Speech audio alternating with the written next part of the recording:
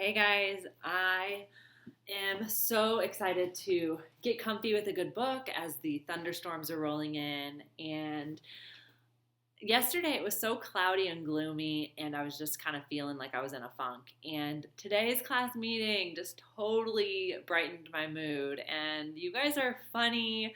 I love seeing you interact with one another. And thank you for sharing your something specials with me. Okay, we just left off at a scene where Edward Tulane goes flying off the cruise ship. So we're going to be finding out what happens to him now. Chapter 6. How does a China rabbit die? Can a China rabbit drown? Is my hat still on my head?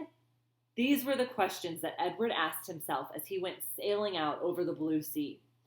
The sun was high in the sky, and from what seemed to be a very long way away, Edward heard Abilene call his name. "Edward!" she shouted. "Come back!" Come back? Of all the ridiculous things to shout, thought Edward. As he tumbled, ears over tail, through the air, he managed to catch one last glimpse of Abilene. She was standing on the deck of the ship, holding onto the railing with one hand. Here he is, sinking down. In her other hand was a lamp. No, it was a ball of fire. No, Edward realized. It was his gold pocket watch that Abilene held in her hand. She was holding it up high, and it was reflecting the light of the sun. My pocket watch, he thought. I need that. And then Abilene disappeared from view, and the rabbit hit the water with such tremendous force that his hat blew off his head. That answers that question, thought Edward, as he watched the hat dance away on the wind. And then he began to sink. He sank and sank and sank. He kept his eyes open the whole time. Not because he was brave, but because he had no choice. His painted-on eyes witnessed the blue water turning to green and then to blue again. They watched as it finally became as black as night. Edward went down and down and down, and he said to himself, "If I'm going to drown, certainly I would have done so by now." Far above him, the ocean liner, that's the cruise ship, with Abilene aboard it, sailed blithely on, and the China rabbit landed, finally on the ocean floor, face down, and there, with his head in the muck, he experienced his first genuine and true emotion. Edward Tulane felt afraid. The first true emotion he's feeling is afraid. This might be something important that we need to remember. Will he feel more emotions as we go on? What triggers these emotions? Chapter 7. He told himself that certainly Abilene would come and find him.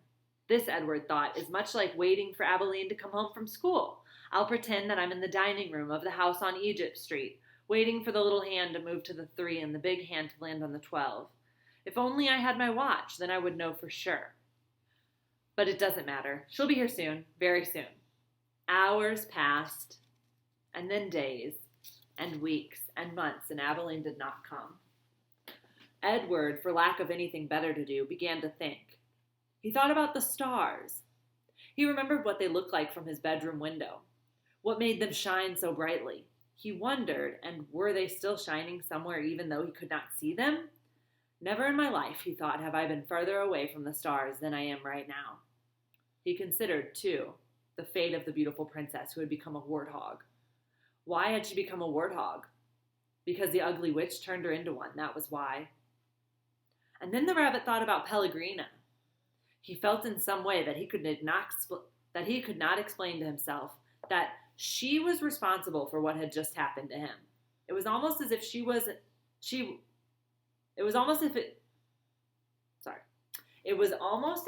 was she and not the boys who had thrown Edward overboard. She was like the witch in the story. No, she was the witch in the story. True, she did not turn him into a warthog, but just the same, she was punishing him. Although for what? He could not say. On the 297th day of Edward's ordeal, a storm came. The storm was so powerful that it lifted Edward off the ocean floor and led him in a crazy, wild, and spinning dance. The water pummeled him and lifted him up and shoved him back down. Help, thought Edward. The storm in its ferocity actually flung him all the way out of the sea. And the rabbit glimpsed for a moment the light of an angry and bruised sky. The wind rushed through his ears. It sounded to him like Pellegrina laughing. But before he had time to appreciate being above water, he was tossed back down into the depths. Up and down, back and forth he went until the storm wore himself out, and Edward saw that he was beginning again his slow descent to the ocean floor. Oh, help me, he thought. I can't go back there. Help me. But still, down he went, down, down, down. And then suddenly, the great wide net of a fisherman reached out and grabbed the rabbit. The net lifted him higher and higher until there was an almost unbearable explosion of light, and Edward was back in the world, lying on the deck of a ship, surrounded by fish. What's this? Said a voice.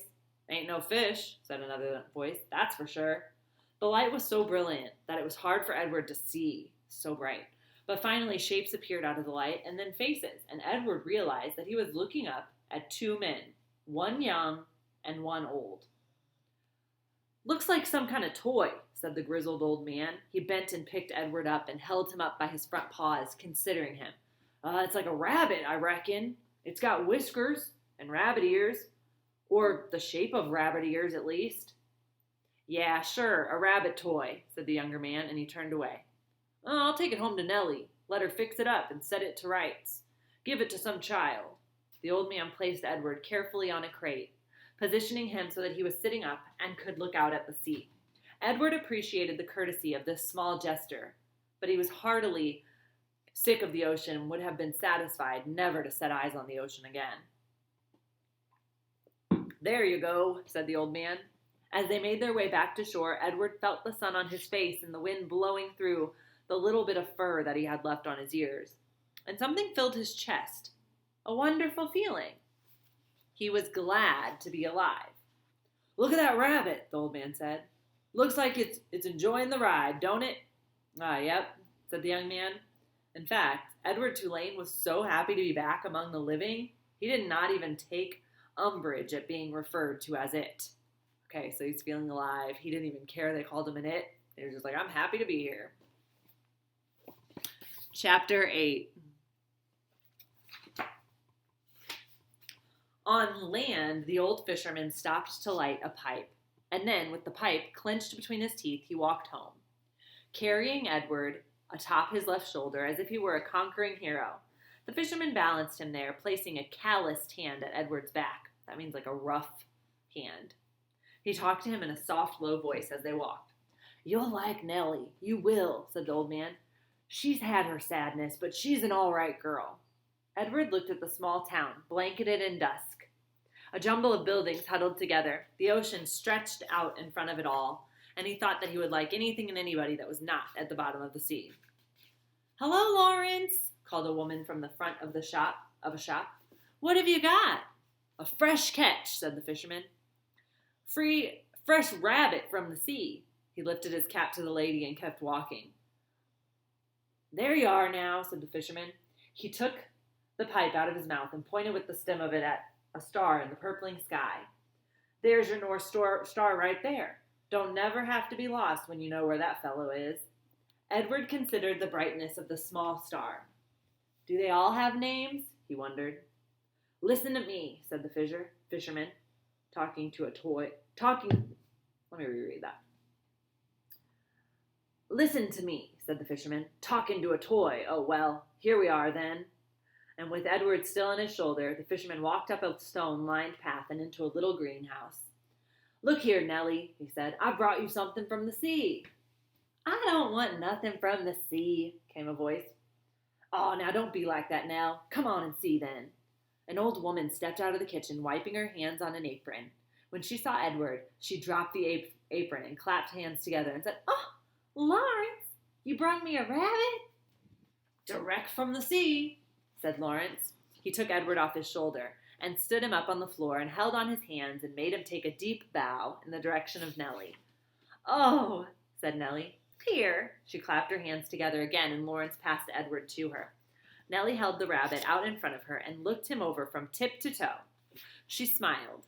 Ah, "Have you ever seen anything in your life so fine?" she said.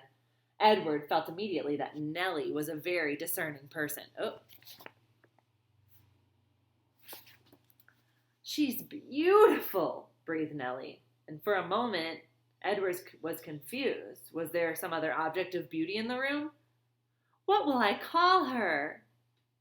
"Susanna," said Lawrence. "Just right," said Nellie. "Susanna." She looked deep into Edward's eyes.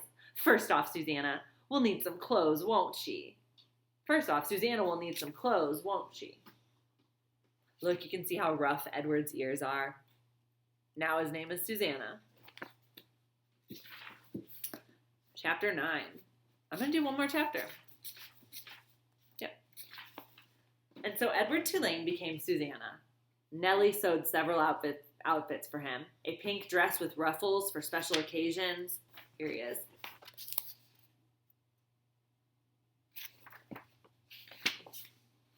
A simple shift fashioned out of a flower-covered cloth for everyday use, and a long white gown made of cotton for Edward to sleep in. In addition, she remade his ears, stripping them of the few pieces of fur that remained and designing him a new pair. "Oh," she told him when she was done, "you just look lovely." He was horrified at first. He was, after all, a boy rabbit. He did not want to be dressed as a girl, and the outfits, even the special occasion dress, were so simple, so plain. They lacked the elegance and artistry of his real clothes. But then Edward remembered, lying on the ocean floor, the muck in his face, the stars so far away, and he said to himself, "What difference does it make, really? Wearing a dress won't hurt me." Besides, life in the little greenhouse with the fisherman and his wife was sweet. Nellie loved to bake, and she spent her days in the kitchen. She put Edward on the counter and leaned him up against the flour canister and arranged his dress around his knees. She bent his ears so he could hear well. And then she set to work, kneading dough for bread and rolling out dough for cookies and pies. The kitchen soon filled with the smell of baking bread and with the sweet smells of cinnamon and sugar and cloves. The windows steamed up, and while Nellie worked, she talked. She told Edward about her children, her daughter Lolly, who was a secretary, and her boys, Ralph, who was in the army, and Raymond, who had died of pneumonia when he was only 5 years old. "He drowned inside himself," said Nellie. "It's a horrible, terrible thing. The worst thing to watch somebody you love die right in front of you and not be able to do nothing about it. I dream about him almost every night." Nellie wiped at her tears and on the back of her hands. She smiled at Edward. "I suppose you think I'm daft, talking to a toy, but it seems to me that you're listening, Susanna." And Edward was surprised to discover he was listening. Before, when Abilene talked to him, everything seemed so boring and so pointless. But now, the stories Nellie told struck him as the most important thing in the world, and he listened, as if his life depended on what she said.